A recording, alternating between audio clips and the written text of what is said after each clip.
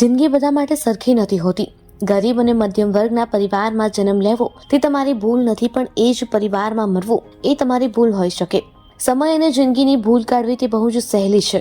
દુનિયામાં મોટા ભાગના લોકો આવું જ કરતા હોય છે, પણ દુનિયામાં કેટલાક લોકો એવા પણ છે જે પરિસ્થિતિની આગળ નમતા નથી, પણ પરિસ્થિતિને તેની આગળ નમવા મજબૂર કરી દે છે.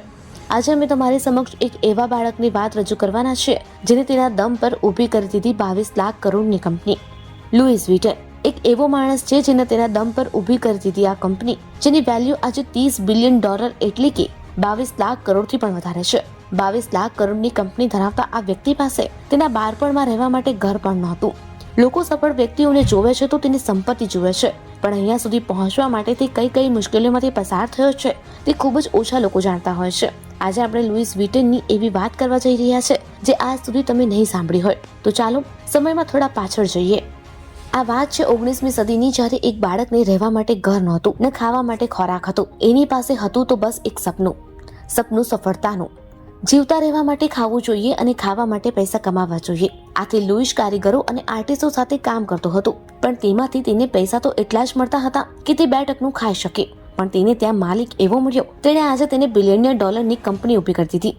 લુઈસ વિટનનો જન્મ 4 ઓગસ્ટ 1821માં આનન્યાના ગરીબ પરિવારમાં થયો હતો, જે ફ્રાન્સમાં આવેલું છે. તેના પિતા ખેડૂત હતા અને તેની માં ટોપી બનાવતી હતી. આ તે સમય હતો કે જ્યારે ફ્રાન્સને નેપોલિયનના યુદ્ધથી નુકસાન થયું હતું. બધા જ ખેડૂતોની હાલત ખરાબ થઈ ગઈ હતી. વિટન પરિવાર તેમાંનું એક પરિવાર હતું, એટલે જ લુઈસને નાનપણથી જ તેના પિતાની સાથે મજૂરી કરવી પડતી હતી. તે સવારથી સાંજે ખેતરમાં કામ કરતો હતો, પશુ ચરાવતો હતો અને લાકડા ભેગા કરતો હતો. આ તેના માટે મુશ્કેલ ન હતું, પણ સાચી મુશ્કેલી આવવાની બાકી હતી. જ્યારે લુઈસ 10 વર્ષનો હતો ત્યારે તેની માં મૃત્યુ પામી હતી અને તેના પિતાએ બીજા લગ્ન કર્યા. આમ લુઈસની કિસ્મત સારી કહો કે ખરાબ, કેમ કે તેની બીજી માં પિક્ચરોમાં વિલન હોય છે તેવી જ હતી. લુઈસને ન તો સરખું જમવાનું આપતી, ન તો શાંતિથી રહેવા દેતી. તેને લુઈસની જિંદગીને નરક બનાવી દીધી હતી. લુઈસે આ બધું સહન કર્યું, પણ બધી જ હદ પાર થઈ ગઈ ત્યારે લુઈસ 30 વર્ષની ઉંમરમાં પેરિસ આવી ગયો. પણ તેની પાસે નહોતો ખાવાનું, ન પૈસા હતા. પણ તેની કિસ્મત તેના ઉપર મહેરબાન થઈ અને તેને એક આર્ટિસ્ટ અને કારીગર પાસે નોકરી મળી ગઈ. તે લોખંડ, ફેબ્રિક, પથ્થર અને લાકડાનું કામ શીખ્યું. આ નોકરીથી ખાલી તે પેટ ભરી શકતો તેટલા જ પૈસા મળતા. હજુ પણ રહેવા માટે ઘર નહોતું. તેની કેટલીક રાતો એક ચાદર ઓઢેલી લાકડા ઉપર પસાર થતી હતી. પણ હવે તેનો સમય બદલાવાનો હતો. ઔદ્યોગિક ક્રાંતિને કારણે રેલવેની શરૂઆત થઈ ગઈ હતી, જેના કારણે ટ્રાવેલ ખૂબ જ સરળ બન્યું. લોકો ટ્રેનમાં દિલ ખોલીને ટ્રાવેલ કરતા હતા. પણ હજી પણ એક મુશ્કેલી આવવાની હતી. તે હતી સામાન લઈ જવાની મુશ્કેલી, કેમ કે લોકો ટ્રેનમાં પ્રિન્ટિંગ, ફર્નિચર, કપડા જેવા સામાન લઈ જતા હતા. લોકોની પ્રોબ્લેમ કારીગરો માટે મોટી તક હતી. મોટા બોક્સ જેવા બેગ બનવાના ચાલુ થઈ ગયા. લુઈસને તેના માટે પણ મોટી તક દેખાઈ ગઈ. તે ઘણા પ્રકારની કારીગરી જાણતો હતો, જેમ કે લાકડું, પથ્થર, લોખંડ. પણ તેની એક તકની રાહ હતી અને તે તક આપી મોન્સેર મેર્સેલે. મોન્સેરે તેની દુકાન પર કારીગરીનું કામ આપ્યું. ત્યાં પણ તેને બહુ ખાસ પૈસા મળતા ન હતા, પણ કહેવાય છે ને, હીરાને જ્યાં સુધી ઘસવામાં ન આવે ત્યાં સુધી તે ચમકતો નથી. બસ લુઈસને તેની આવડતના હીરા ચમકાવા લાગ્યો હતો. તેની મહેનત સફળ થઈ અને મોન્સેર એના ગ્રાહકોનો ફેવરેટ બોક્સ મેકર બની ગયો હતો. અત્યારે તેનો સમય સારો ચાલતો હતો, એટલે તેને સારું કમાતો હતો. તે એટલો ફેમસ થઈ ગયો કે ફ્રાન્સની મહારાણીએ તેના પોતાના બોક્સ મેકર બનાવી દીધો હતો. પણ કહેવાય છે ને, સારા સમયની ખરાબ વાત એ હોય છે કે તે બદલાઈ જાય છે. પણ અત્યારે લુઈસનો સારો સમય પણ ચાલી રહ્યો હતો, એટલા માટે તે દિવસે દિવસે વધુ ફેમસ થવા લાગ્યો. 1 વર્ષ મહારાણીનું કામ કર્યા પછી તેણે એક દુકાન ખોલવાનો નિર્ણય લીધો.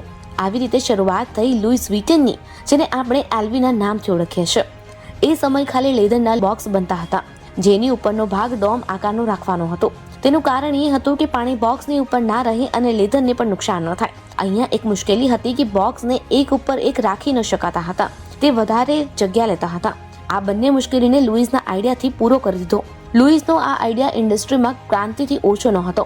તેણે લેધરને બદલે કેનવાસનો ઉપયોગ કરવાનું ચાલુ કર્યું, જે લેધર કરતાં હલકું અને ટીકાઉ અને સૌથી વધારે વોટરપ્રૂફ હતું.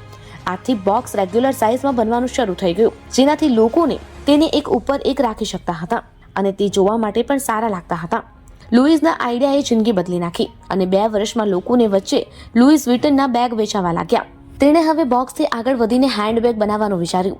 ત્યાંના લોકો તેને ખાલી મજબૂરીમાં જ ઉપયોગ લેતા હતા, પણ લુઈસે તેના પર વિશ્વાસ હતો કે કંઈક અલગ કરી શકશે. તેના બેગ લેધરની બદલે કેનવાસના બનતા અને તેણે તેનો ફાયદો ઉઠાવ્યો.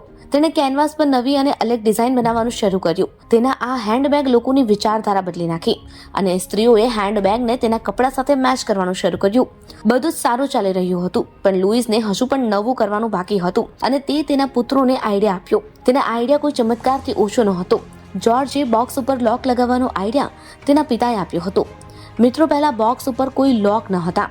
જ્યોર્જે લોકની સાથે બોક્સ ઉપર પેટર્ન બનાવવાનું શરૂ કર્યું અને તેના બેગ ફરીથી આસમાનની ઊંચાઈએ અડવાનું શરૂ કર્યું. પણ મિત્રો, મેં તમને જણાવ્યું હતું ને, હંમેશા સમય સારો નથી હોતો.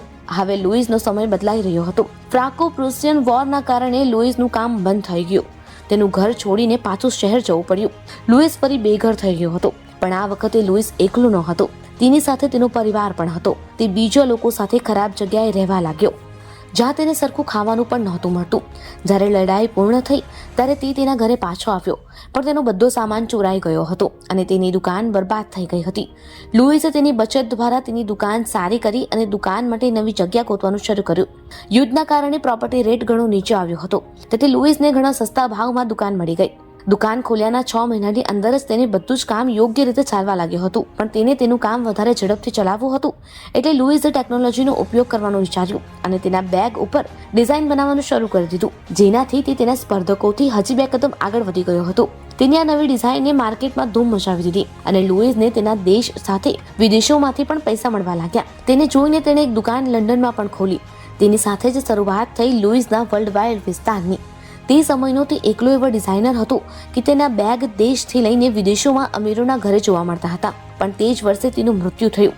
મૃત્યુના સમયે તેની ઉંમર 72 વર્ષની હતી અને આજ સુધી તેના મૃત્યુનું કારણ કોઈને પણ ખબર નથી પડી. પિતાના મૃત્યુ પછી જ્યોર્જે તેની કંપની સંભાળી. લુઈસ વિટનનો મૃત્યુ પામ્યો, પણ તેની બનાવેલી કંપની આજે પણ લક્ઝરી ફેશનની કંપનીમાં પહેલા નંબરે આવે છે, જેની માર્કેટ વેલ્યુ 22 લાખ કરોડ રૂપિયાથી પણ વધારે છે. અમારી તમામ માહિતીથી અપડેટેડ રહેવા માટે જોડાયેલા રહો ત્રિશુલ ન્યૂઝ સાથે.